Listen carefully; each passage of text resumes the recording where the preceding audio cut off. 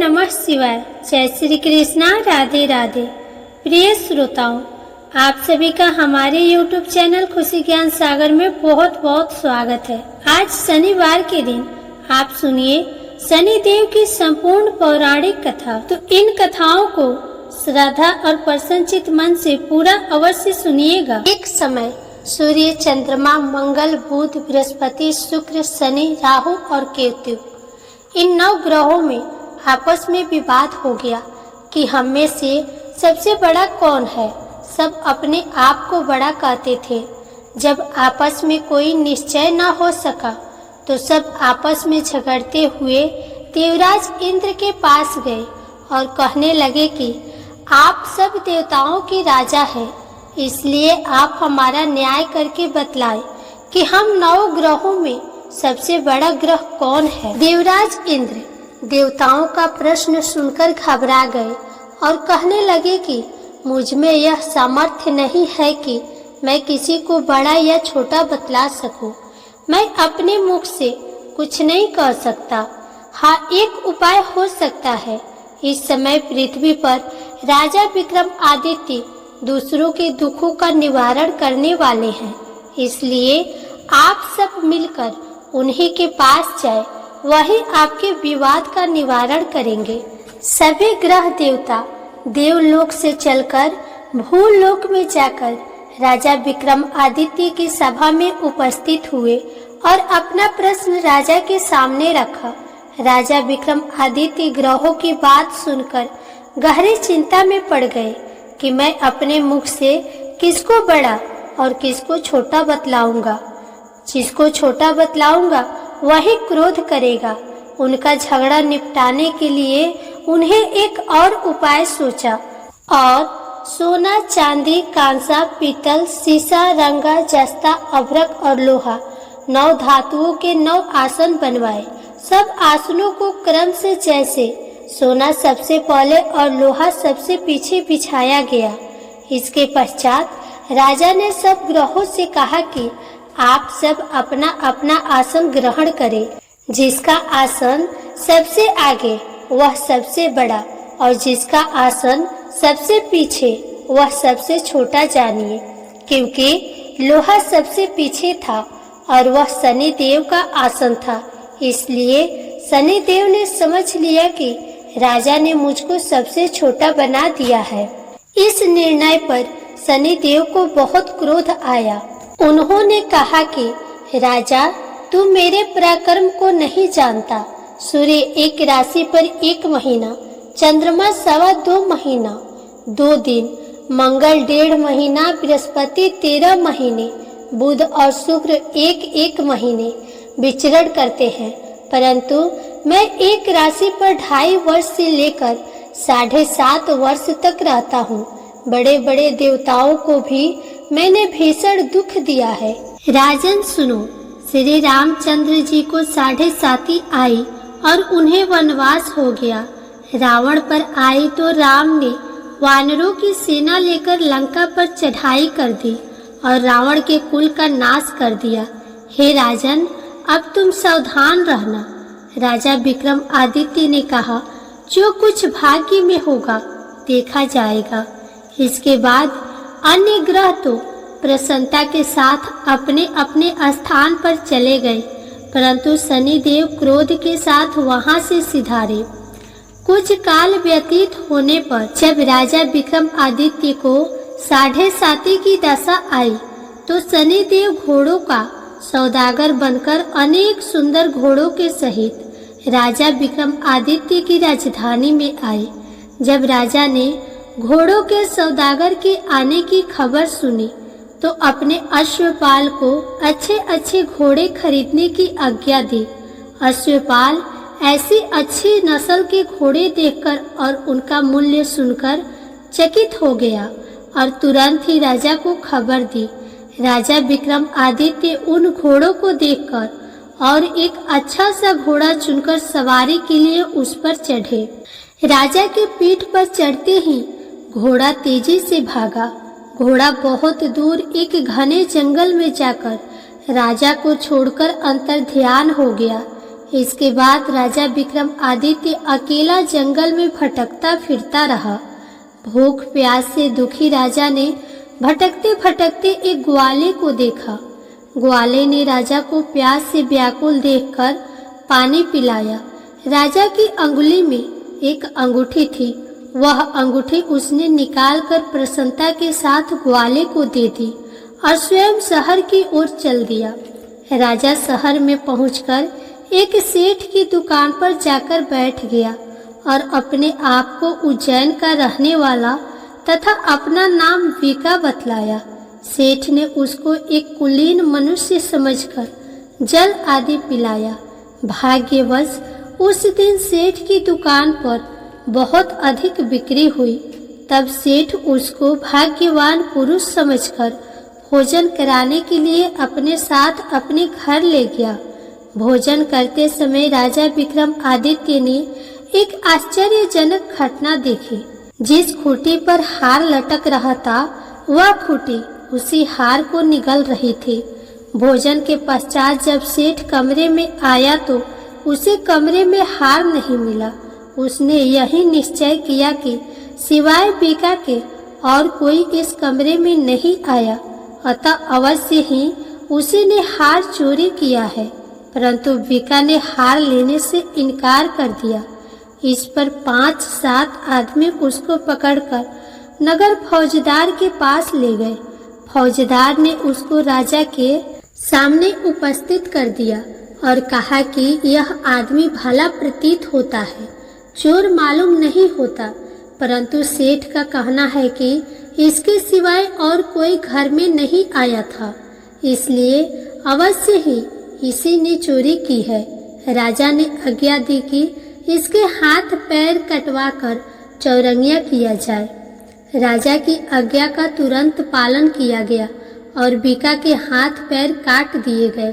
कुछ काल व्यतीत होने पर एक तेली उसको अपने घर ले गया और उसको कोल्हू पर बिठा दिया। वीका उस पर बैठा हुआ अपनी जबान से बैल हाँकता रहा। इस काल में राजा की शनि की दशा समाप्त हो गई। वर्षा ऋतु के समय वह मल्हार राग गाने लगा। यह राग सुनकर उस शहर की राजा की कन्या मन भवानी उस राग पर मोहित हो गई। राजकन्या ने राग गाने वाले की खबर लाने के लिए अपनी दासी को भेजा। दासी सारे शहर में घूमती रही। जब वह तेली के घर के निकट से निकली तब क्या देखती है कि तेली के घर में चौरंगिया राग गा रहा है। दासी ने लौटकर राजकुमारी को सब वृतांत सुना दिया। बस उसी क्षण राजकुमारी मन भवानी ने अपने मन में यह प्रण कर लिया कि चाहे कुछ भी हो, मैंने इस चौरंगिया के साथ ही विवाह करना है। प्रातः काल होते ही जब दासी ने राजकुमारी मन भवानी को जगाना चाहा तो राजकुमारी अनशन व्रत लेकर पड़ी रही। दासी ने रानी के पास जाकर राजकुमारी के न उठने का वृतांत कहा। रानी ने वहां आकर राजकुमारी को जगाया और उसके दुख का कारण पूछा। राजकुमारी ने कहा कि माताजी, मैंने यह प्रण कर लिया है कि तेली के घर में जो चौरंगिया है मैं उसी के साथ विवाह करूंगी। माता ने कहा, पगली, तू यह क्या कह रही है? तुझे किसी देश के राजा के साथ परिणाया जाएगा। कन्या कहने लगी कि माताजी, मैं अपना प्रण कभी नहीं तोड़ूंगी। माता ने चिंतित होकर यह बात महाराज को बताई। महाराज ने भी आकर उसे समझाया कि मैं अभी देश देशांतर में अपने दूत भेजकर सुयोग्य रूपवान एवं बड़े बड़े गुणी राजकुमार के साथ तुम्हारा विवाह करूंगा। ऐसी बात तुम्हें कभी नहीं विचारनी चाहिए। परंतु राजकुमारी ने कहा, पिताजी, मैं अपने प्रण त्याग दूंगी, परंतु किसी दूसरे से विवाह नहीं करूंगी। यह सुनकर राजा ने क्रोध से कहा, यदि तेरे भाग्य में ऐसा ही लिखा है तो जैसी तेरी इच्छा हो वैसा ही कर। राजा ने तेली को बुलाकर कहा कि तेरे घर में जो चौरंगिया है उसके साथ मैं अपनी कन्या का विवाह करना चाहता हूँ। तेली ने कहा, महाराज, यह कैसे हो सकता है? कहाँ आप हमारे राजा और कहाँ मैं एक नीच तेली। राजा ने कहा कि भाग्य के लिखे को कोई टाल नहीं सकता। अपने घर जाकर विवाह की तैयारी करो। राजा ने सारी तैयारी कर तोरण और वंदरवार लगवाकर राजकुमारी का विवाह चौरंगिया के साथ कर दिया। रात्रि को जब विक्रमादित्य और राजकुमारी महल में सोए तो आधी रात के समय शनिदेव ने विक्रमादित्य को स्वप्न दिया और कहा कि राजा, कहो, मुझको छोटा बतलाकर तुमने कितना दुख उठाया। राजा ने शनिदेव से क्षमा मांगी। शनिदेव महाराज ने राजा को क्षमा कर दिया और प्रसन्न होकर विक्रमादित्य को हाथ पैर दिए। तब राजा विक्रमादित्य ने शनिदेव से प्रार्थना की, महाराज, मेरी प्रार्थना स्वीकार करें। जैसा दुख आपने मुझे दिया है ऐसा और किसी को न दे। शनिदेव ने कहा, तुम्हारी यह प्रार्थना स्वीकार है। जो मनुष्य मेरी कथा सुनेगा या कहेगा उसको मेरी दशा में कभी किसी प्रकार का दुख नहीं होगा, और जो नित्य ही मेरा ध्यान करेगा या चींटियों को आटा डालेगा उसके सब मनोरथ पूर्ण होंगे। इतना कहकर शनिदेव अपने धाम को चले गए। जब राजकुमारी मन भवानी की आंखें खुली और उसने चौरंगिया को हाथ पांव सहित देखा तो आश्चर्यचकित हो गए। उसको देखकर राजा विक्रमादित्य ने अपना समस्त हाल कहा कि मैं उज्जैन का राजा विक्रमादित्य हूँ। यह घटना सुनकर राजकुमारी अत्यंत प्रसन्न हुई। प्रातःकाल राजकुमारी से उसकी सखियों ने पिछली रात की हाल चाल पूछा तो उसने अपने पति का समस्त वृतांत कह सुनाया। तब सबने प्रसन्नता प्रकट की और कहा कि ईश्वर ने आपकी मनोकामना पूर्ण कर दी। जब उस सेठ ने यह घटना सुनी तो वह राजा विक्रमादित्य के पास आया और उनके पैरों पर गिरकर क्षमा मांगने लगा कि आप पर मैंने चोरी का झूठा दोष लगाया। आप मुझे जो चाहे दंड दे। राजा ने कहा, मुझ पर शनिदेव का कोप था, इसी कारण यह सब दुख मुझको प्राप्त हुआ। इसमें तुम्हारा कोई दोष नहीं। तुम अपने घर जाकर अपना कार्य करो, तुम्हारा कोई अपराध नहीं। सेठ बोला, महाराज, मुझे तभी शांति मिलेगी जब आप मेरे घर चलकर प्रीतिपूर्वक भोजन करेंगे। राजा ने कहा, जैसी आपकी इच्छा हो वैसा ही करे। सेठ ने अपने घर जाकर अनेक प्रकार के सुंदर व्यंजन बनवाए और राजा विक्रमादित्य को प्रीति भोज दिया। जिस समय राजा भोजन कर रहे थे एक अत्यंत आश्चर्यजनक घटना सबको दिखाई दी। जो खूंटी पहले हार निगल गई थी अब वह हार उगल रही थी।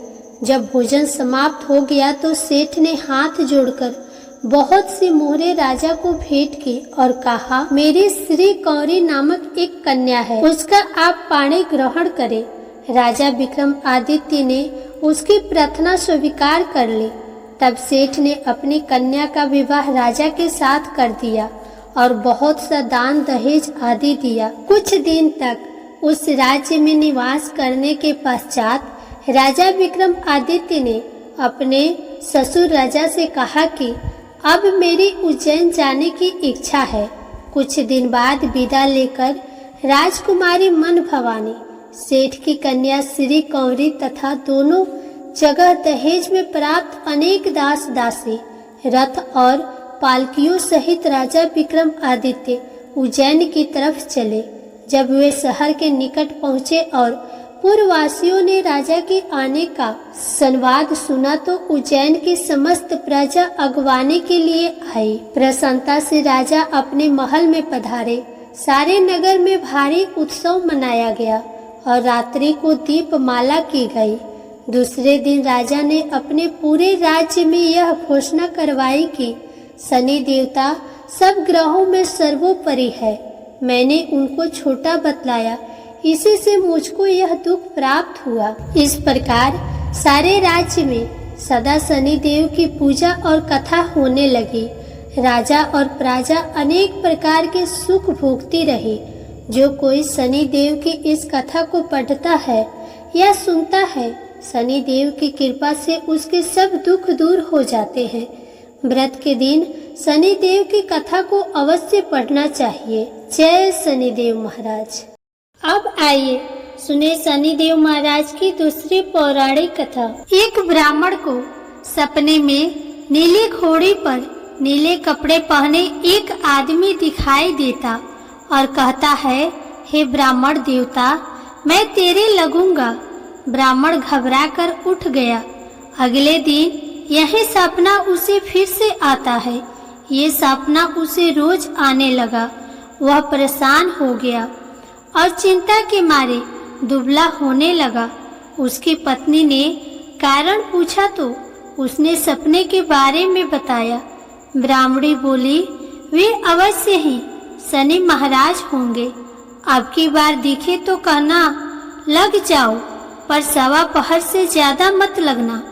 उस दिन सपना आने पर ब्राह्मण ने कहा, लग जाओ, पर कितने समय के लिए लगोगे? तब शनि जी बोले, 7.5 वर्ष का लगूंगा। ब्राह्मण ने कहा, क्षमा करे शनि जी, इतना भारी तो मुझसे झेला नहीं जाएगा। तब शनि जी बोले, तो 5 वर्ष का लग जाऊंगा। ब्राह्मण बोला, ये भी मेरे लिए ज्यादा है। शनि जी बोले, 2.5 साल का लग जाऊंगा। ब्राह्मण ने मना किया तो शनि जी कहने लगे, सवा पहर का तो लगूंगा ही, इतना तो कोढ़ी कलंकी भिखारी के भी लग जाता हूँ। तब ब्राह्मण ने कहा, ठीक है। ब्राह्मण को सवा पहर की शनि की दशा लग गई। ब्राह्मण ने नींद से जागकर ब्राह्मणी से कहा, मेरे सवा पहर शनि की दशा लग गई है, इसीलिए मैं जंगल में जाकर यह समय बिताऊंगा। मेरे लिए खाने पीने का सामान बांध दो। मेरे पीछे से किसी से लड़ाई झगड़ा ना हो, इसका ध्यान रखना। ज्यादातर घर में ही रहना, बच्चों का भी ध्यान रखना। इस सवा पहर के समय में कोई गाली भी दे तो चुपचाप सुन लेना, बहस मत करना। ये सब समझाकर ब्राह्मण जंगल में चला गया। जंगल में ब्राह्मण एक पीपल के पेड़ के नीचे बैठ गया और हनुमान जी का पाठ करने लगा। एक पहर बीत गया। ब्राह्मण ने सोचा, बाकी बचा समय रास्ते में बीत जाएगा, इसीलिए वहां से चल दिया। रास्ते में एक बाड़े में मदिरे लगे देखे। मालिन से एक मदिरा खरीदा, पोटली में बांधा और आगे बढ़ा। आगे एक आदमी मिला जो असल में शनि देव जी थे। ब्राह्मण से पूछा, पोटली में क्या है? उसने कहा, मदिरा है। शनि देव बोले, दिखाओ। ब्राह्मण ने पोटली खोली। उसमें राजकुमार का कटा हुआ खून से लथपथ सिर देखा। शनि देव ब्राह्मण को राजा के पास ले गए और कहा कि इस ब्राह्मण ने राजकुमार की हत्या कर दी है। इसके पास पोटली में राजकुमार का सिर है। राजा ने कहा, मैं ये नहीं देख सकता, इस ब्राह्मण को सूली पर चढ़ा दो। राजा के यहाँ हाहाकार मच गया। ब्राह्मण को सूली पर चढ़ाने से पहले पूछा गया, उसकी कोई आखिरी इच्छा हो तो बताए। ब्राह्मण ने सोचा, किसी तरह सवा पहर पूरा करना होगा। उसने कहा, वह रोज बालाजी की कथा सुनता है, मरने से पहले अंतिम बार बालाजी की कथा सुनना चाहता है। ब्राह्मण को कथा सुनाने का प्रबंध किया गया। कथा कहते कहते सवा पहर पूरा हो गया। शनि की दशा टलते ही राजकुमार शिकार खेलकर लौटता हुआ दिखाई दिया। राजकुमार को आता देख राजा बहुत खुश हुआ, लेकिन उसे निर्दोष ब्राह्मण की हत्या का दोष सताने लगा। उसने तुरंत घोड़सवार सैनिकों को ब्राह्मण को आदर सहित ले आने के लिए भेजा। ब्राह्मण राज दरबार में आए। ब्राह्मण राज दरबार में आया तो राजा ने क्षमा मांगी और पोटली दिखाने के लिए कहा। पोटली खोली तो उसमें मदिरा था। राजा ने इन सब के बारे में पूछा तो ब्राह्मण ने बताया, मुझे सवा पहर की शनिश्चर की दशा लगी थी, इस कारण यह सब तमाशा हुआ। राजा ने पूछा, ये दशा कैसे टलती है? ब्राह्मण बोला, राजा या सेठ को लगे तो काला हाथी या काला घोड़ा दान करे, गरीब को लगे तो पीपल की पूजा करे तब बोले, सच्चा शनिश्चर कहिए, जाके पांव सदा ही पड़िए। शनि देव की कहानी सुने, तिल का तेल और काला उड़द का दान करे, काले कुत्ते को तेल वाली रोटी खिलाएं तो शनिश्चर की दशा उतर जाती है। राजा ने उसे मदिरा वापस दे दिया। घर आकर ब्राह्मण ने मदिरा काटा तो उसमें बीज की जगह हीरे मोती निकले। ब्राह्मणी ने पूछा, ये कहाँ से लाए? आप तो कह रहे थे शनि की दशा लगी है। ब्राह्मण ने कहा, जब दशा लगी थी यही मदिरा राजकुमार का सिर बन गया था। उतरती दशा की शनि जी निहाल कर गए। हे शनि देवता, जैसी ब्राह्मण के शनि की दशा लगी वैसी किसी को न